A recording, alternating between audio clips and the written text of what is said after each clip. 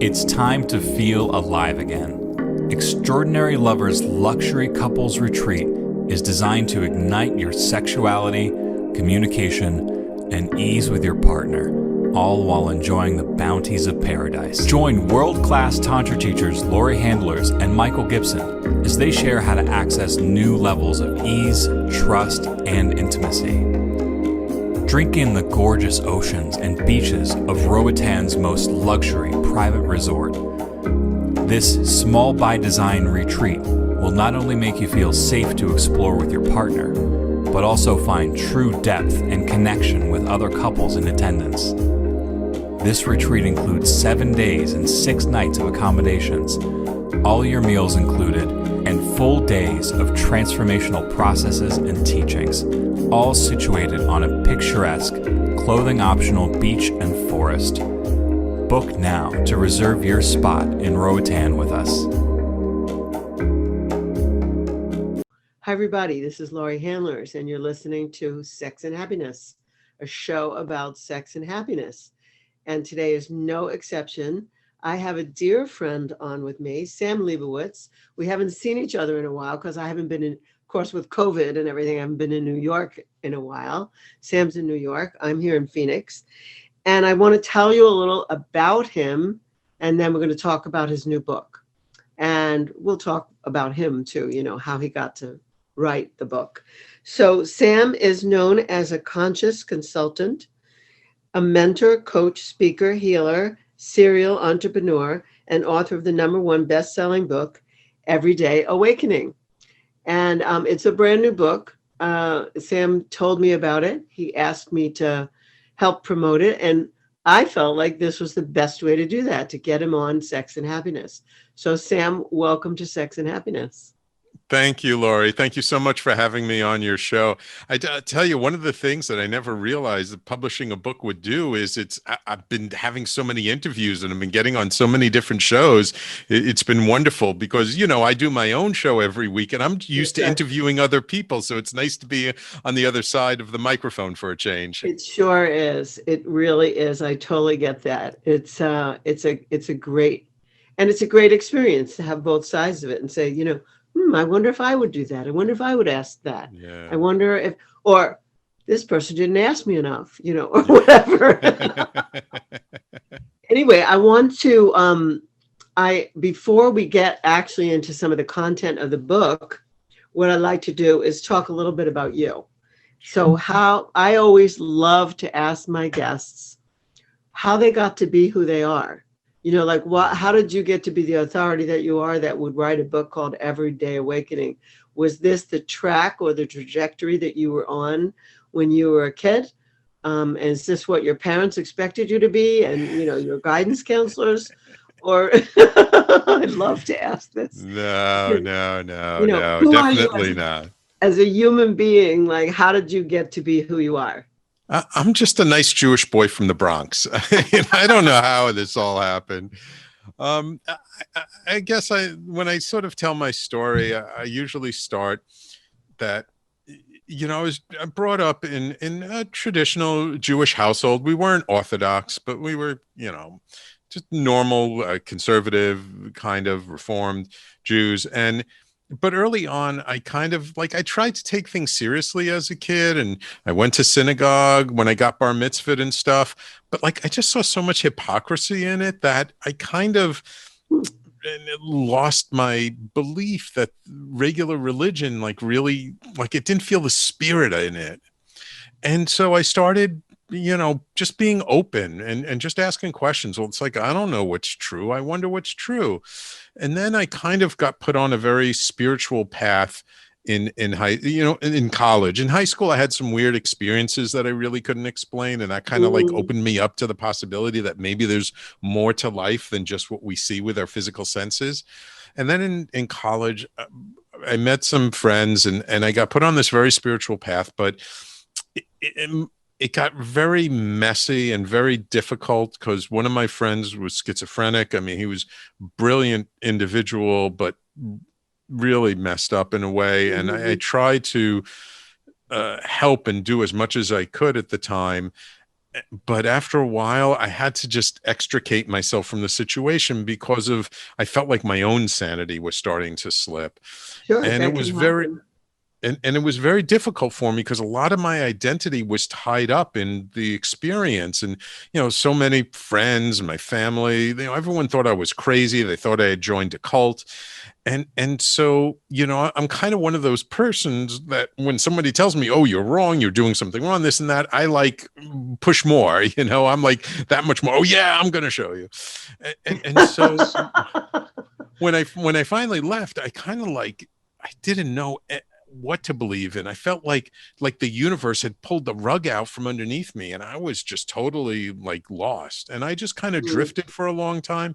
It's when I became an entrepreneur. I just kind of focused on making money, just work, business, and then slowly but surely the universe kind of will have its way with you whether you want it to or not, Right, and it kind right. of nudged me back in this direction.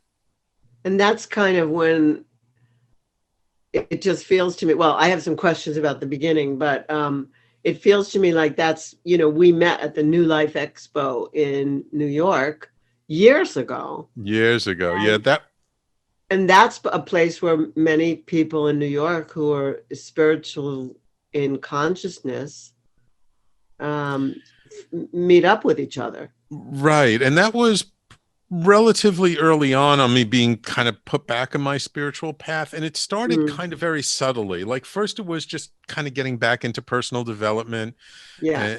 and then I started going to these meetings and learning about all these healing modalities. And I was taking all these healing modalities not because I ever thought I would be a healer in a million years, but more for my own healing, because I knew that underneath here there was a lot of emotional trauma and things that I needed to work on.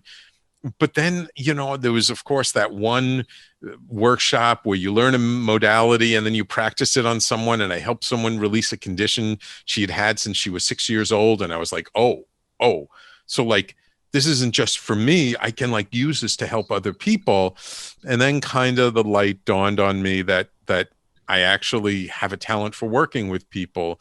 And then from that, I kind of got back into spirituality, and it was very much like a little bit at a time, little bit at a time, little bit Wow. at a time. And over the course of probably about 2 or 3 years, and I was like hip deep back into the spiritual community in Manhattan. And it was very interesting because if life had like just thrust me back into the spiritual stuff right away, I would have Mm, gone running and screaming in the opposite direction. But because it was kind of very gentle and very gradual, it's almost like I kind of didn't even realize what was going on at the time. But then I was able to really appreciate both what I had experienced before and what I had learned before, and realized that there was a lot more to the story than I had realized, and brought me back to, for me, home. I mean, this is, yeah. in a way, this is who I am. This is what I've always been drawn to. And at the same time, it doesn't mean the path was always easy, and it doesn't mean that I was always prepared for everything that I experienced. Yeah, I get that. I really get that. I feel like that's probably very, very common for many people. And also, when they wake up and realize that possibly their religion or their culture, like what's been uh, forced on them, isn't the thing that's really who they are. That for some people, that's a struggle as well. Yeah, My and question, go ahead. I just, one thing I wanted to say about that. So the interesting thing was, about 6.5 years ago, I got introduced to this shamanic work that I've been involved with. I've been training to be a facilitator. I just recently graduated. But the person who kind of brought me into the work, he was not only Jewish, but Israeli. And it was so funny because before that time, I actually had very few Jewish friends. I actually kind of always kept my distance. But over the last 6.5 years, because of doing this work, I've actually gotten a new appreciation for my heritage. I have a lot more Jewish friends than I've ever had before. And now it's I can appreciate it without being mired in it. That's a really powerful statement. It's very cool. Me too. I mean, my background is similar to yours. I just when I was 12, I went to the high holidays in September, and it was warm out in on Long Island, and I couldn't see that anybody was connected to whatever spirit was, except through uh, mink coats, like Yeah. material stuff. And I Yeah. remember thinking to myself, this is not who I am. Yeah. And so I just refused to ever go again. And my father is pretty agnostic. And Mm. so he won in my family. My mother was Mm. like wanting us to go have Jewish training, and my father was like, who cares? And so my father Uh, won, and I was really glad that my father won.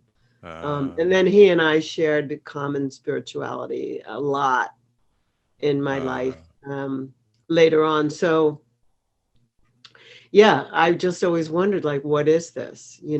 And maybe there was something too about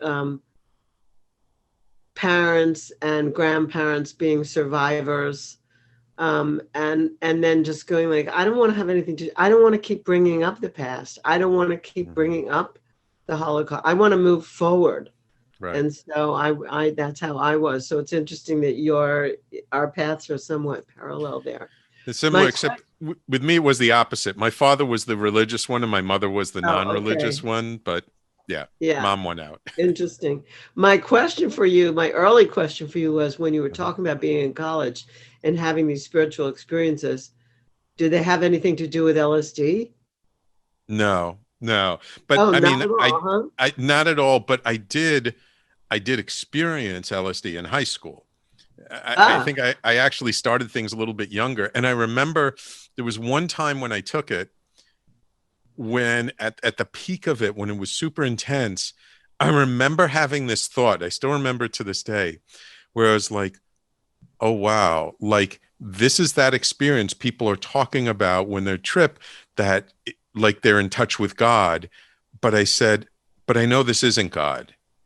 That like for some reason I was self-conscious enough to know, like, no, this is the LSD, this isn't God.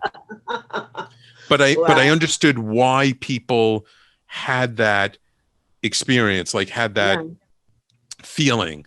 And Yeah, the indeed, oneness, like a oneness feeling with everything, with molecules and atoms and everything else. right, Yeah. right. And they've done a lot of studies, especially with psilocybin, about how it can be like a mystical experience for someone. And for me, I actually think the natural plants are much better than something like LSD. Not that there's not value in LSD. There's Yeah. tremendous therapeutic value in LSD, and there's tremendous developmental value in it.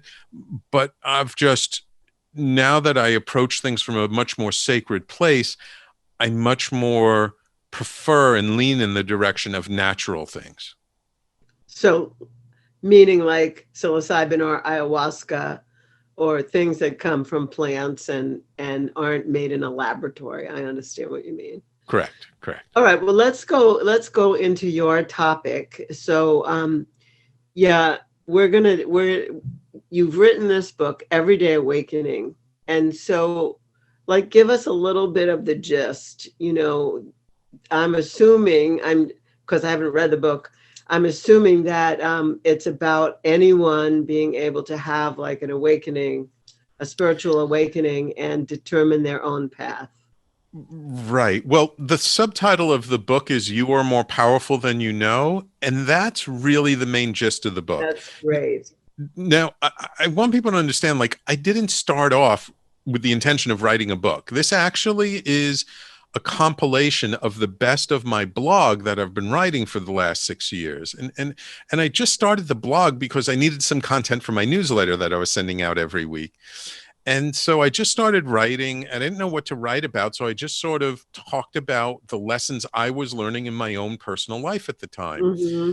And so when the lockdown, and I've had this idea of thinking about writing a book for the last couple of years, but didn't know what to do. And I'd actually started on a different idea using my my show that I do every week, using some transcripts from the episodes to create a book from it.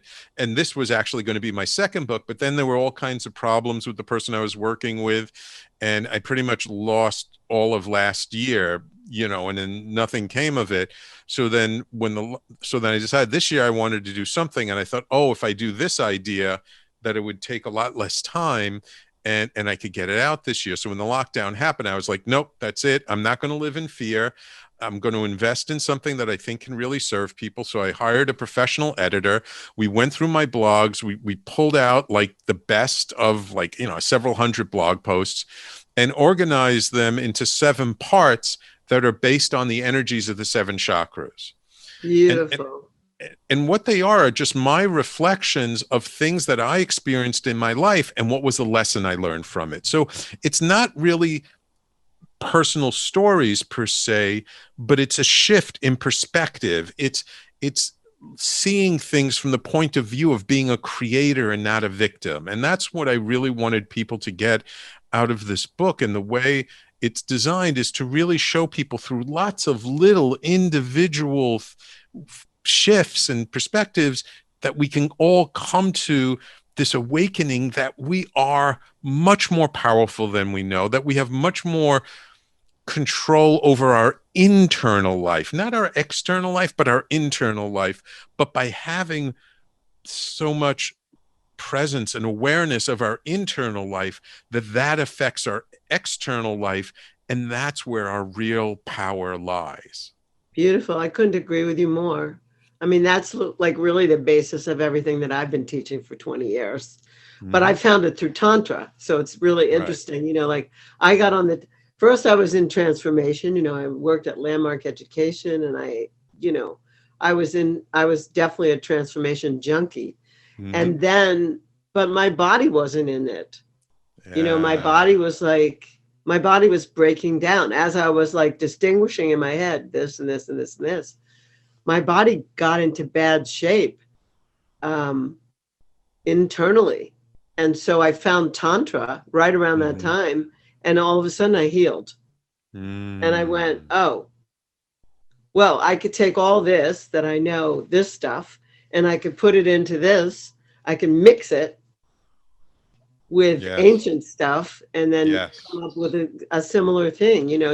We're powerful creators. Yeah. And I'm responsible for everything. Everything I think, every way that I respond, every interpretation. Exactly. And so on. So, I mean, that's what I teach people. So you and I are like in total alignment. Absolutely. And it's interesting because it's really, I've learned a lot. I mean, I'm not deeply studied in Tantra, but I've had met many people who are deep in the Tantra community from doing the shamanistic work that I've been doing for the last 6.5 years.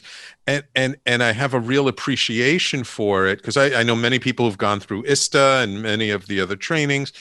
And it's the same idea, just approaching it from a different aspect. Right, because not everyone's going to go on that route. Not everyone's going to take that path there. It's a little scary. Right. Exactly. And one of the things that really, for me, I have a deep appreciation for is with the shamanistic work, we look at the medicine wheel from the point of view of heart, mind, body, and spirit, and that all 4 aspects are 4 aspects of ourselves that are all equally important. And one shouldn't be above the other. And if one was, I would say it's the heart above anything else. But body is just as important as spirit, and mind is important, but not as important as what we do in the West, where we've glorified the mind and so put it up on a pedestal that it's the be all and end all of everything. And we forget that we have a body, that there's stuff below the neck that actually is supremely intelligent and can guide us through so many things. And that when the body feels good, the mind feels good, the heart feels good, the spirit feels good. So, it's interesting. It's the synthesis of bringing everything together, and Tantra and shamanism, they both kind of do it, just using different techniques. Yeah. Well, at ISTA, we combine those. I mean, at ISTA, we combine spiritual, sexual, shamanism. And that was new for me. I mean, when I became an ISTA facilitator, it was like, okay, like what's the shamanic part? And then I realized like I had that. I was doing that. I was internally, I came to some conclusions and met in with my own shamanism, unbeknownst to me. It wasn't like I started out going, I want to know about this. It let me know about it. Yeah. So, the ancient sages and the ancient gurus, they all said everything we need is within us. Like you don't need anything external. So when you get more and more connected to what's on the inside, you're going to learn so much of it that then you're going to come to one of these things and go, oh, wow, it's like my own experience has taught me many of the same principles that these things are teaching us. Yeah, wonderful, wonderful. What, how does this connect with, I know this has a big piece about happiness. Like, what do you think keeps people from being happy? And what can we say to them? Let's say my listeners, somebody has just tuned in for the first time. That, that happens a lot. And lots of people have been listening to my show for years. I realize I've been broadcasting I actually had my first podcast / internet radio show based on someone that I met, something that I saw at the New Life Expo. I said to myself, I want to have a radio show when I was still living in New York. And then I slid on a slick postcard on my way to the ladies' room on the 3rd floor of the New Life Expo. And it said, new radio station forming. And I said, oh, this was the banana peel that I was supposed to slide on. So that's when it started. It's quite a few years ago, maybe 12, 13 years ago is when I started. So, what do you think keeps people from being happy? And what do you think they could do to change that? I mean, I know for myself, what is your take on that?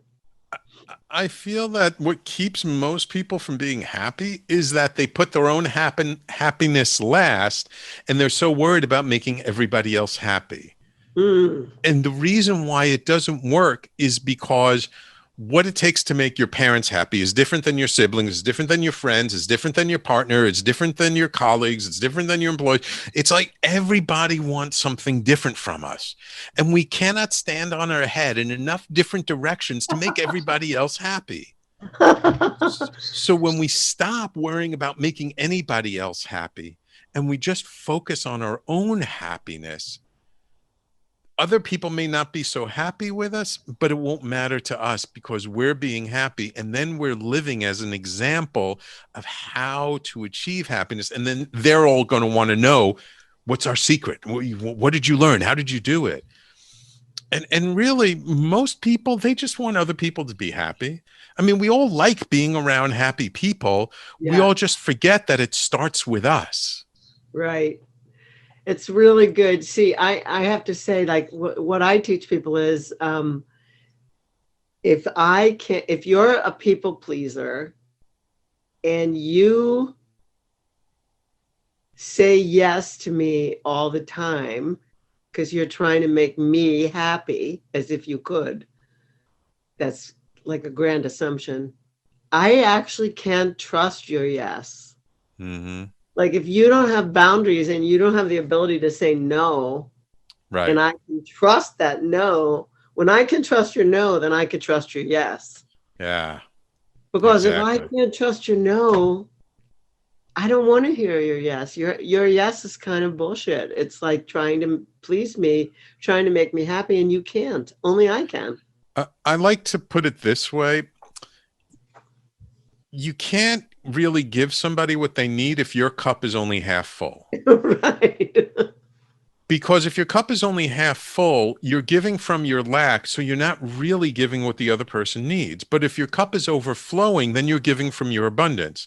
Now, sometimes we need to be overflowing in our own abundance to be able to say no properly to people. Because sometimes it's just, if we're worn out and we're weak and we're just tired, it's just so much easier to say yes, even though we really don't want to say yes. And really it's a no, but we're trying to like finagle things because our cup is half full. Yeah. But when our cup is overflowing and we're feeling so good about ourselves, then we can say no just because it doesn't feel like a yes to us. And I Right. always tell people, no is a complete sentence. You Yes, it don't is. need to explain it. You don't need to get people to understand it. It just no, because that's what feels right to you in the moment. Doesn't mean you can't change your mind in the future, Right. but in the moment, no, no. And I don't need to explain it. And that is one of the biggest breakthroughs I have found with people, when they can get to be able to say no and not have to justify it, then they're really in alignment with themselves. Yeah. Yeah. It's really good. No, just not feeling it. Right. Sometimes I say yes to something and then I hear it replayed in my mind in the next moment. And I go, you know what? I just said yes to something that I don't really mean. Yeah.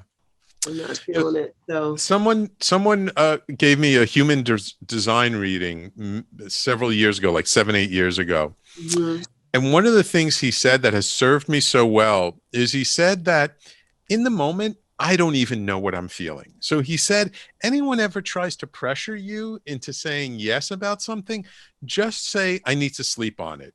He said, those are going to be like the magic words for you. I need to sleep on it. that's And I've great. used it so much since then, and it really has served me, because many times in the moment, we don't know exactly how we feel about something.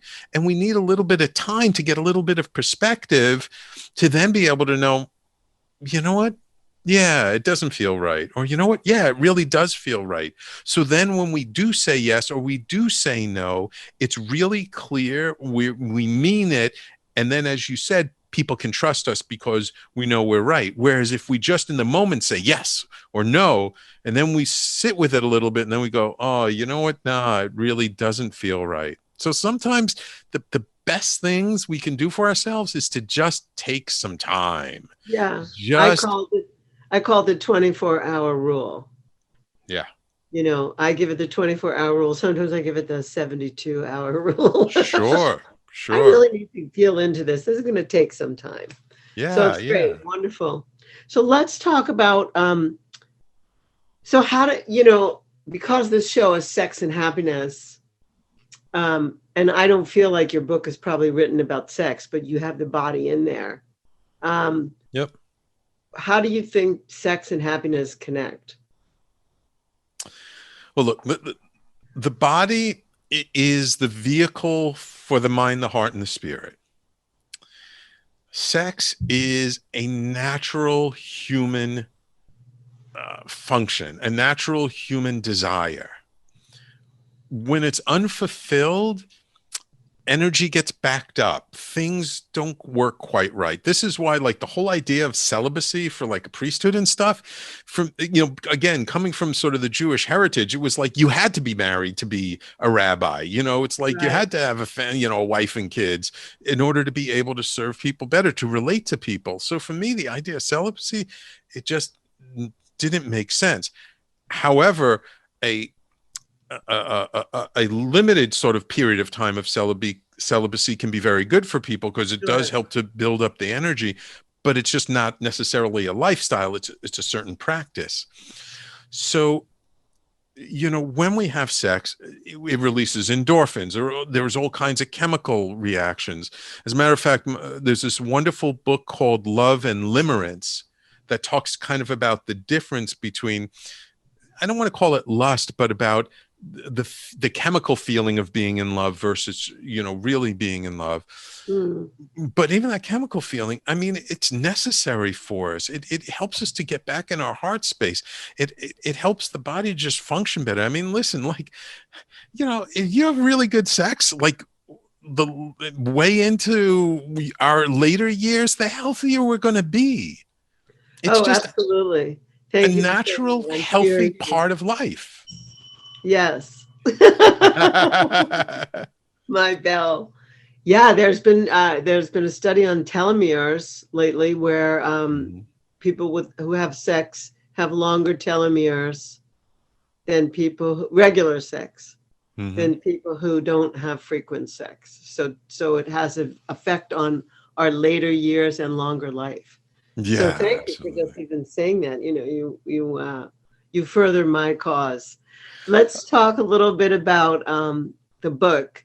If Sure. people get the book, what will they get? Like what kinds of awarenesses, or will they? I hear that it's from your blog posting, and So like what were you hoping to accomplish?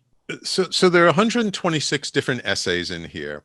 And Mm. the way I look at the book, it's not necessarily something you read cover to cover, just linearly. It's more one of those things that you kind of like randomly flip open to a page and like there's a message for you. So this Oh, one, nice. I just flipped open to a page and it says the solution to misunderstanding is greater communication. Okay. And it's just like, it's a short, like 1 page essay all about communication. And so, like, that's the message for someone that day. So they're short, like bite sized pieces of perspectives and ideas floating around that you can use as a reference book, as a random, not so random As an act oracle. of guidance. Yeah, like oracle cards in a way. Now, it can also be used where, you know what, I'm having a hard time about something. Let me like just look through the table of contents and see where there's a title that, grabs me, like, our relationship to the relationship is more important than we realize. Let me go read that a little bit more. And so like that one's all about how, when we're in relationship with somebody, we always think about, oh, it's my relationship to the other person or it's their relationship to me, but we forget that there's actually this third entity that's created, which is the relationship, and our Yeah. relationship to that relationship is also very important. Yes, very, very important. We say, It, Michael and I say that people should sink the ship. Like they should. uh, We always tell people that like they should sink the ship and like focus on relating the verb, mm, like not the thing, but the right, verb. That's right. that's kind of like my wisdom about relationship. But That's great. I That's love great. that though. Like some people read the I Ching. Some Hmm. people some people have read Osho like that, the Book of Yeah. Secrets. Like they open the book and they just read the thing that day. So I love that you have a new version of something that's the wisdom from you. That's about Right. lots of subjects. Yeah, because it was again like just my own process of over 6 years of all these different things, and it's not put in the book chronologically. That's why I organized it by the energies of the chakras. So the first chapter is all about root stuff, foundational stuff, and then growth and disruption, and then organization, and then relationships, community, and et cetera, et cetera. And so just to kind of make some more logical sense. And so some of the essays are a little longer than the others. Some are a little shorter. None of them's longer than a page and a half or 2 pages. So very Beautiful. quick, fast to read. In this day and age, we're all so busy. We need things short. And I try to make them very sort of practical ideas, things that you can read and relate to and then say, oh, okay. And I usually end each one with like a question. So like this one I just flipped open to is hate is not about hatred, and it really talks about how it's really things come from our pain. But the very last line is it says, can you find a way not to pass on your own pain? Right. So it gives the reader an opportunity to reflect on their own life and say, oh, yeah, what can I do about this topic? Like, what can I do not to pass on my pain? Or That's what can I wonderful. do to do it? So again, I like things. I can be very esoteric, but I like things to be very practical. And the language that I use in this book is very plain, very simple, very approachable. And that's why I call it Everyday Awakening, because it's for everyday average people, not somebody who's, on this deep spiritual quest and maybe they've studied with gurus and everything. I mean, not that it's not for them, but really, I'm really targeting it towards people who are just they're just people who, let's say, see like the regular stuff doesn't work for them and they're just looking for some different ideas and they don't know where to turn. And here is like a whole bunch of things that can help people feel more empowered in this day and age. As you said before, how we all have 100% control over how we choose to show up and respond to any given situation. And if I Yeah. can help just one person feel more empowered in their own life, then I'm completely satisfied. Beautiful. Thank you. All right, let's find out how they get the book, or how they get in touch with you. Like, what are the best ways to connect with you when someone's interested in the book? Maybe they want to get the book and then they want to get in touch with you. What are some ways? I know you have a show. Sure. You have a blog, you have the book, and so let's give people those connections. So I set up a link to make it really, really easy for people to get the book that will go straight to the listing on Amazon. Okay. And the link is everydayawakeningbook.com. Okay. All one long word, everydayawakeningbook.com. That'll take you right to the listing on Amazon. But you can, we're in all the major booksellers, Barnes & Noble, Books A Million, like everything, even some of the indie stuff. Just search for Everyday Awakening. And if your listeners do it, I actually have a bunch of gifts for them on my website. So after you get the book or order the book, you go to theconsciousconsultant.com, which is my website, and you'll see on the menu, there's a link that says Sam's book, and you go there and you put in your name, your receipt number, and your email address, and then you get access to these gifts that people have donated to me, gifts and discounts on programs and things, meditations, all kinds of stuff that are worth, probably a couple of $1,000, where you put in your name and then you get access to all this stuff. So you're getting a whole bunch of extra value with it. That's beautiful. And then you can read my blog on theconsciousconsultant.com. And I do my own internet radio show. I started it when I took over the station 10.5 years ago, and it's now called talkradio.nyc. And my show is called, strangely enough, The Conscious Consultant Hour. And I do it every Thursday, 12 noon to 1 p.m. Eastern time, New York time. Except for the last 2 weeks of the year and the holidays. I take those off because part of being aware and conscious is knowing that it's important to take time off for ourselves and to rest and relax and recuperate and rejuvenate. Beautiful. Sam, thank you so much for being my guest today. I'm really happy that you did the book. And I'm really happy that I just went, you got to have Sam on my show. Well, thank you, Laurie. I really appreciate it. We've known each other for years. You always hold a special place in my heart. I've always loved your energy and just who you were as a person. Thank you. Thanks so much. Similar, same, I have to say, likewise, I feel the same. All right, everybody, you heard it here. Everyday Awakening.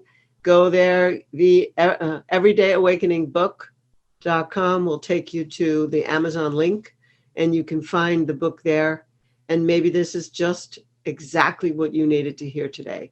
So thank you, all of you, for being my listeners. Please tune in next time when I'll have another amazing guest. And this is Laurie Handlers signing off for Sex and Happiness. Namaste. Thank you. Namaste.